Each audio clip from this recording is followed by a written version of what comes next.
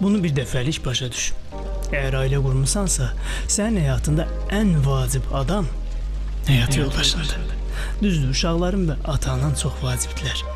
Amma həyat yoldaşın birinci yeri tutmalıdır. Düşün, əgər xəstələnsən və ya bir bədbəxtlik baş versə, həmişə yanında kim olacaq? Kim sən ağrılarına ömür boyu dərman olacaq? Kim itirdiyin əlini və ya gözünü əvəz edəcək? Əlbəttə ki, həyat yoldaşın.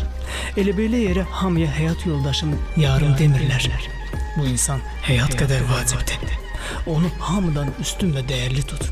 Valideynlərin, bacı və qardaşın öz həyatlarını yaşayırlar. Amma sənin həyat yoldaşının səndən başqa heç kimi yoxdur. Ona görə ona layiq olduğu dəyəri ver. Əgər sən bu sadə prinsipi dərk edib əməl etsən, dünyada sizdən xoşbəxt ailə olmayacaq.